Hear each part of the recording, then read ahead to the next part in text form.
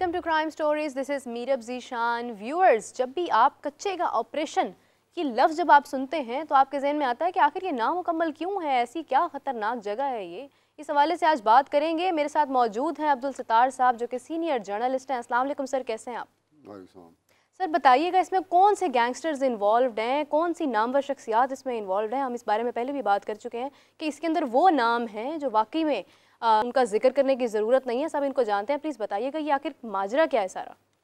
ये कच्चे का ऑपरेशन जो है ना, डेरा गाजी खान और राजनपुर का, ये हर दौर में चला है। हर दौर में कोई पुलिस ऑपरेशन होता है कि कच्चे से जो गैंगस्टर्स हैं, जो क्रिमिनल्स हैं, बड़े हार्डकोर क्रिमिनल्स हैं, गैंगस्टर्स, उनका सफाया हो सके, लेकिन नहीं हो सका। इनकम्प्लीट रहा, नामुकम्मल रहा, नाकामयाब रहा, कामयाबी नहीं मिल सकी।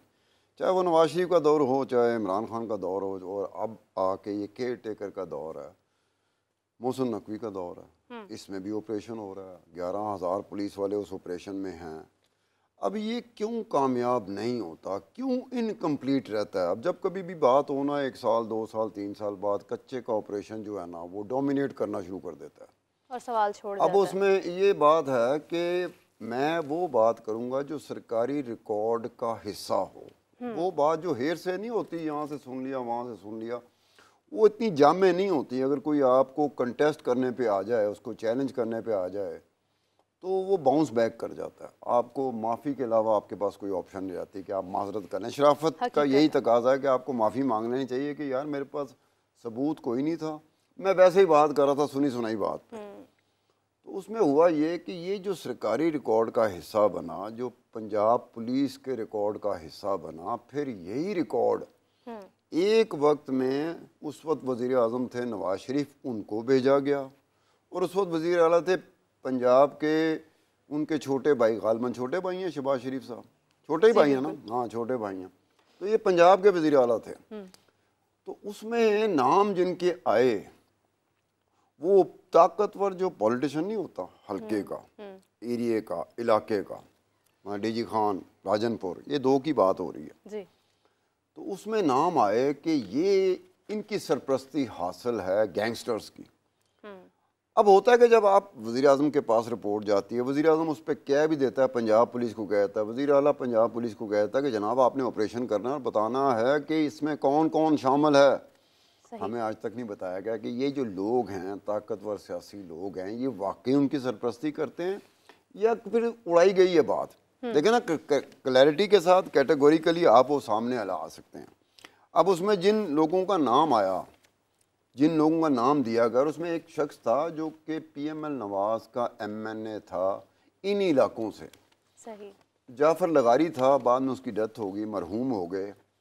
वो जाफर लगारी ने भी इस पर बड़ा काम किया था। तो वो रिपोर्टें को मुराद है कि वो ख़त लिखा करता था वज़ीर आज़म नवाज शरीफ को और वज़ीर आला शहबाज शरीफ को कि ये एरिया है, ये सारा।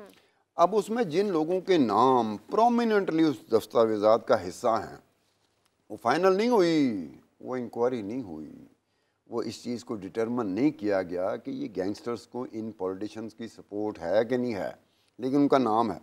जैसे पंजाब के एक साबिक वज़ीर आला थे दोस्त मोहम्मद खोसा। अब तुम पूछोगे दोस्त मोहम्मद खोसा कौन था? दोस्त मोहम्मद खोसा सरदार जुल्फ़िकार अली खोसे के साहबजादे थे। शहबाज शरीफ ने बनना था चीफ मिनिस्टर पंजाब का, 2008 की बात कर रहा हूँ। तो कुछ अरसे के लिए दोस्त मोहम्मद खोसा को पंजाब का चीफ मिनिस्टर बना दिया गया था। सही। उसके बाद शहबाज शरीफ साहब आ गए थे। अब कई बंदे पूछेंगे ना, दोस्त मोहम्मद खोसा कब आया था चीफ मिनिस्टर? वो आया था, कुछ अरसे के लिए आया था। दोस्त मोहम्मद खोसा का नाम भी है, अब वो चीफ मिनिस्टर रहा पंजाब का। उसके बाद उनके वालिद साहब सरदार जुल्फ़िकार खोसा, जो कि बहुत अरसे तक, कौन सी ऐसी हुकूमत थी पंजाब की जिसमें वो वज़ीर ना रहे हों? हर हुकूमत में, नून लीग की जो भी हुकूमत बनी उसमें वज़ीर थे, और बड़े टॉप के, जो टॉप ऑफ द लाइन वज़ीर नहीं होते मिनिस्टर, वो रहे, उनका नाम। उसके बाद पंजाब असम्बली के स्पीकर थे, डिप्टी स्पीकर सरदार शेर अली गोरचानी, उनका नाम भी है।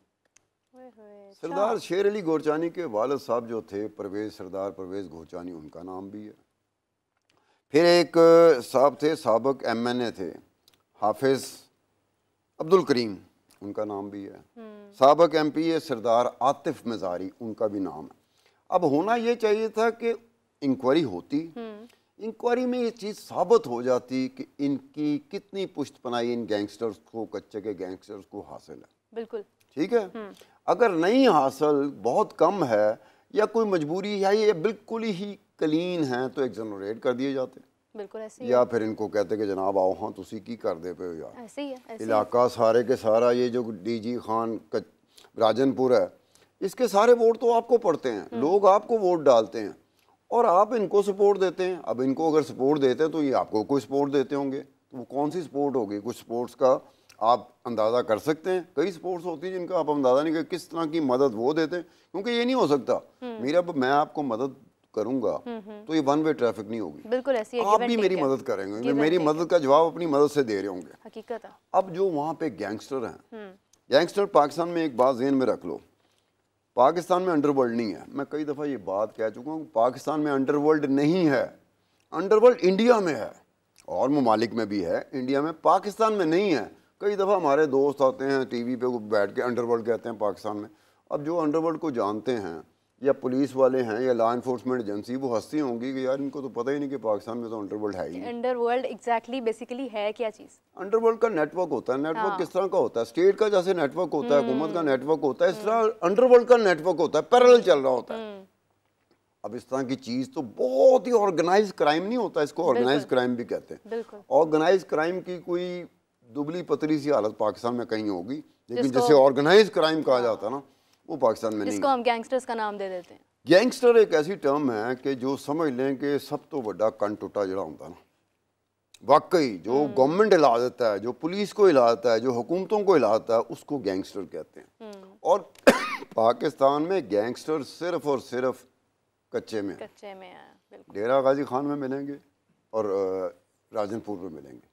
अब गैंगस्टर जो हैं वो बहुत सारे गैंगस्टर थे, मैंने डॉक्यूमेंट्स में उन गैंगस्टर के नाम निकाले जो बड़े प्रोमिनेंट हैं।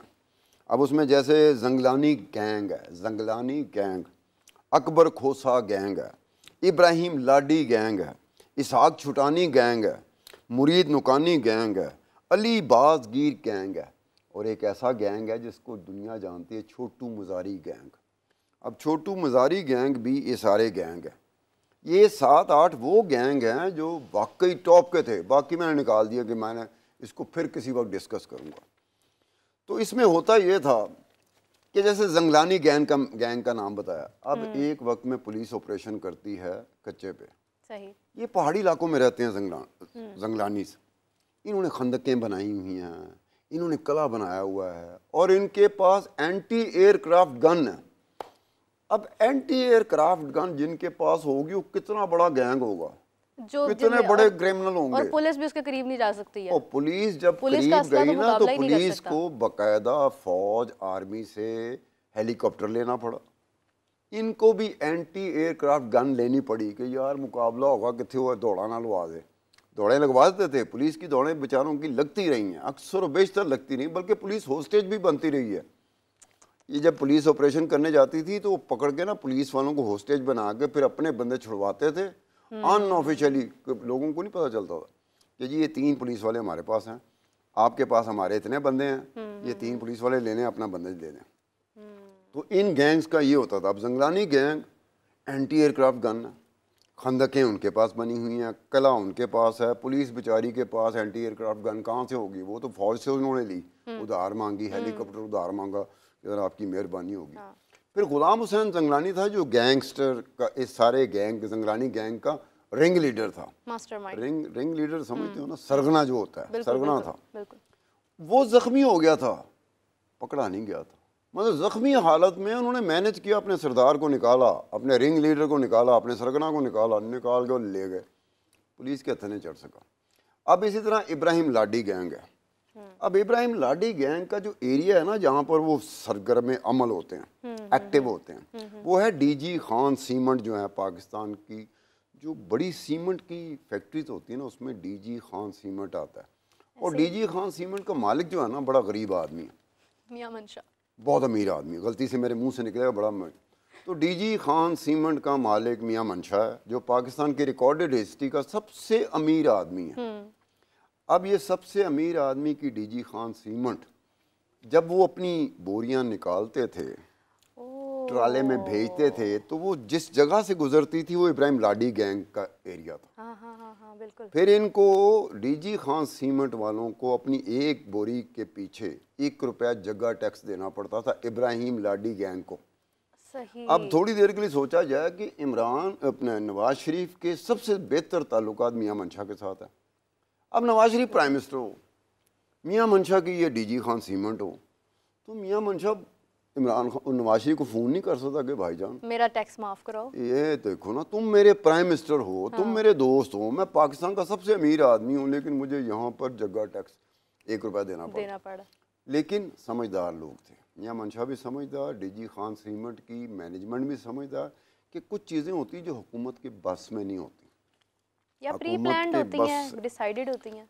बहुत चीज़ें होती कि किस तरीके से करें, इसके ऊपर लंबा चौड़ा ऑपरेशन करना पड़ेगा, ऑपरेशन कामयाब होता है नहीं होता, बीच में बड़ी मसलतें आती हैं, और जो मसलतें आती हैं बीच में वो सियासी मसलतें होती हैं जिसकी वजह से हुकूमत पूरा काम नहीं कर पाती, उसे रुकना पड़ता है। या डामाडोल हो गया ना, पतली पतली गली रखी होती है हुकूमत ने, जब भी कोई ऑपरेशन होता है उन पतली गलियों से निकल के ऑपरेशन इनकम्प्लीट रहता है, लेकिन टीवी पे आके मीडिया में कहा जाता है कि कामयाब। अब इसी तरह छोटू मिजारी गैंग का मैं बताता हूँ।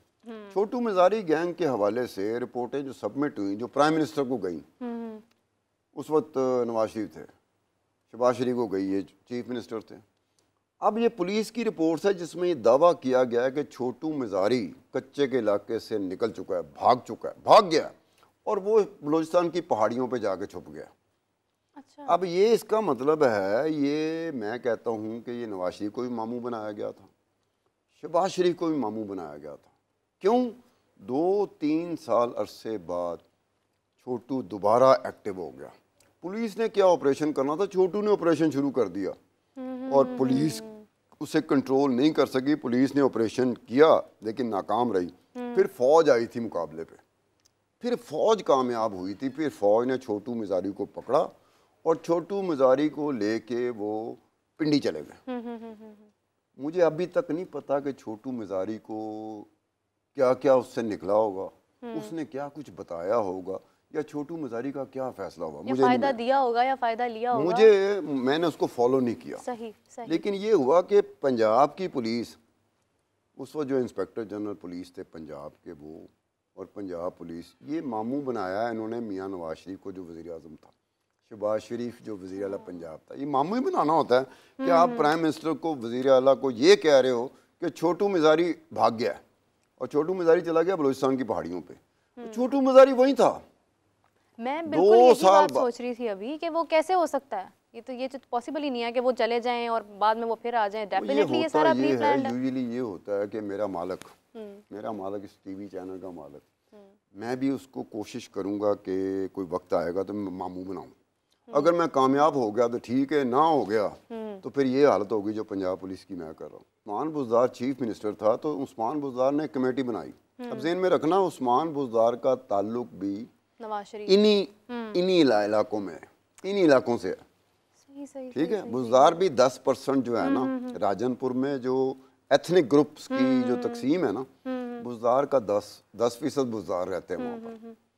तो बुज़दार ने कमेटी बनाई। वो कमेटी किस लिए बनाई थी कि जनाब ये बॉर्डर मिलिट्री पुलिस जो है ना, ये दोनों राजनपुर की व डीजी खान की, इनको मर्ज करके ना तो पंजाब पुलिस के अंडर कर दिया जाए। उसका जो चीफ था, जो उस कमेटी का चेयरमैन था, वो राजा बुशारत था, जो उस वज़ीर कानून था। सही। और उसको अपोज किसने किया? जो कमेटी में एक मेंबर बैठा हुआ था, मोहसन लगारी। अब मोहसन लगारी का ताल्लुक भी कच्चे के साथ है। उसने कहा कि जनाब ये चूंकि बॉर्डर मिलिट्री पुलिस में लोकल जो लोग होते हैं उनको भर्ती किया जाता है, तो अगर आप इसको मर्ज कर देंगे और इस तरह से पुलिस के उसमें ले जाएंगे तो ये जो आप कह रहे हो ना कि गैंगस्टर्स के साथ मुकाबला किया जा सकेगा, ये पॉसिबल नहीं होगा। उसको अपोज किया। वो बात वहीं की वहीं रहेगी, वो जो मर्जर होना था या जो भी शक्ल निकलनी थी। फिर उसके बाद उससे पहले ये बात आई थी कि जी ये बॉर्डर मिलिट्री पुलिस को फौज के साथ मिला दिया जाए और फौज का एक ब्रिगेडियर रैंक का बंदा इसका हेड बना दिया जाए, लेकिन वो भी नहीं हुआ। सही। वो भी नहीं हो सका। उसकी बहुत सारी वजूहात होंगी। सियासी मसले हमेशा डोमिनेट करती है। हर दौर की जो हुकूमत होती है उसकी सियासी मसलतें तो सियासी मसलतें क्या होती है? मैं MNA हूँ, लोग मुझे वोट दे रहे हैं, अब मैं चाह रहा हूँ ये ना हो, नहीं होगा, हुकूमत नहीं कर सकेगी। उसे पता है मेरा MNA है और लोग इसको वोट देते हैं, ये मेरा MP है, लोग इसको वोट देते हैं। अब ये होता है। लेकिन खान साहब मुझे ये बताएं कि ये जो सियासी मसलहत है, इसकी वजह से क्या ये ऑपरेशन जो कामयाब नहीं हो पा रहा, नामुकम्मल है, ये मसलहत का हमें क्या फ़ायदा जब वो ऑपरेशन ही मुकम्मल नहीं हो सकता? यार ये हम लोग कुछ नहीं कर सकते, TV पे आके बात कर सकते हैं ना। हाँ। मुझे अचानक याद आ गया, अगर आप इजाज़त दें जी, तो मैं इस पे ना पूरा वो गया डिग किया कि जो राजनपुर की पुलिस है उसके पास है क्या इन गैंगस्टर से लड़ने के लिए, और जो DG खान की पुलिस है उनके पास है क्या इन गैंगस्टर से, जिन गैंगस्टर के पास एंटी एयरक्राफ्ट गन है। अब इक्विपमेंट है, राजनपुर का बता रहा हूँ, इक्विपमेंट है 7600 है टोटल इक्विपमेंट। सही। और इंटरेस्टिंग बात है उसमें सिर्फ 3000 इक्विपमेंट जो है वो काम करने के काबिल है, यानी कि वर्किंग कंडीशन 3000 इक्विपमेंट्स की है, बाकी 4600 इक्विपमेंट्स जो है ना वो वर्किंग कंडीशन नहीं है। आगे चलो, व्हीकल्स जो हैं व्हीकल्स वो 113 हैं, लैंड क्रूजर सिर्फ एक है, जीप, बसेस 4 हैं, ट्रक 4 हैं, एम्बुलेंस 1 है, APC सिर्फ 3 है। ठीक है। अब बजटरी एलोकेशन, अब बजटरी एलोकेशन एक ऐसी चीज़ है, मैं बार बार इस चीज़ का मुख्तलिफ हवालों से, जो बजटरी एलोकेशन होती है ना पंजाब के या पाकिस्तान के मुख्तलिफ महकमों की, उस बजटरी एलोकेशन पे भी मैं कुछ ना कुछ करता रहा कि यार बजटरी एलोकेशन देख लो, आगे से देख लो, आपने इनसे काम क्या लेना। हाँ। तो इस बजटरी एलोकेशन से आप काम ले लोगे, ये सवाल उठता है ना। हम तो तंज कर रहे होते हैं, हम तनकीद कर रहे होते हैं, मतलब पुलिस है, पुलिस के ऊपर हम कितनी तनकीद करते हैं, सुबह से लेकर शाम तक तनकीद कर रहे होते हैं, लेकिन दूसरी साइड पर जाएं तो ये पुलिस पे तरस भी आता है कि किन हालात में इनको रख के फिर हम तनकीद का निशाना बनाते हैं। तनकीद का निशाना उस वक्त क्वालिफाई करता है जब आपने उसको पूरी तरह उनकी ज़रूरियात पूरी कर ली हो और फिर वो नाकाम हो जाए। तो क्या ये जो बजटरी एलोकेशन है इसमें उनकी ज़रूरियात, ये बजटरी एलोकेशन जैसे ये है कि राजनपुर का बजटरी एलोकेशन 1 अरब 42 करोड़ रुपया, टोटल एलोकेशन 1 अरब 42 करोड़। अब 1 अरब 42 करोड़ में से 1 अरब 32 करोड़ वो तनख्वाहें जा रही हैं, अलाउंसेस जा रहे हैं, यानी कि तुम देखो कि 1 अरब 42 करोड़ बजटरी एलोकेशन है, उसमें से 1 अरब 32 करोड़ सिर्फ तनख्वाहों में चला जाता है। अब बाकी क्या बच गया? 10 करोड़ बच गया। 10 करोड़ में राजनपुर पुलिस क्या कर सकती है? आगे कौन खड़े हैं जिनके पास क्या इक्विपमेंट है, वेपन क्या है, एमुनेशन क्या है, किस लेवल का है, और यहाँ इनके पास क्या है। आगे इसी दौरान चलते हैं तो बहुत सारी चीज़ें होती हैं, जैसे आर्म्स हैं। अब LMG राइफल है जो सिर्फ 16 हैं, ठीक है। सेमी ऑटोमेटिक जो गन्स हैं वो 84 हैं, और ग्रेनेड लॉन्चर 68 हैं, रॉकेट लॉन्चर सिर्फ 2 हैं। अब ये है राजनपुर पुलिस। इसी तरह DG खान पुलिस को चले ना, सेम हाल DG खान पुलिस का है मेरे पास, मैंने उसके फिगर्स निकाले हुए हैं कि DG खान पुलिस के साथ भी यही है कि आप उसकी बजटरी एलोकेशन देखें, आप देखें उनको इक्विपमेंट मिला क्या हुआ है। अच्छा, इन तमाम स्टैट्स के बाद अगर बात की जाए ना, तो ये जितने भी स्टैट्स हैं इनको देखते हुए लगता नहीं है कि ये ऑपरेशन कभी भी मुकम्मल या कामयाब हो सकता है, क्योंकि जब आपके उतनी इस्तात ही नहीं है, आपकी उतनी हैसियत ही नहीं है, तो आप कैसे फ़ाइट कर सकते हैं उन गैंगस्टर्स के साथ जिनके पास वो वेपन्स हैं जो पाकिस्तान में कहीं पर मौजूद नहीं है। तो मेरे ख्याल से खान साहब ये जो मामला ये तो इसी तरह रहेगा, इस पे कोई सोल्यूशन होता हुआ तो नज़र नहीं आ रहा है। ये ना कि इन्वेस्टिगेशन जो है वो आपके सामने है, यहाँ तक कि अब्दुल सत्तार साहब ने सारे स्टैट्स भी बता दिए हैं, तो फिर इस बात को जो है वो ऑनर करना और इसके बारे में एक हाइप क्रिएट करना कि कच्चे का ऑपरेशन जो है वो ये हो गया वो हो गया, उसका फ़ायदा नहीं है। आप अपने मुल्क के लिए बेहतरीन से बेहतरीन फ़ैसले करने की पूरी कोशिश करते हैं, लेकिन इस बात को भी मद्देनज़र रखें कि हम लोग एटलीस्ट वो बात स्प्रेड ना करें जिसका फ़ायदा कोई नहीं है। इसी के साथ मुझे और अब्दुल सत्तार साहब को इजाज़त दीजिए, आपको फिर मिलेंगे नई स्टोरी के साथ। देखते रहिए क्राइम स्टोरीज।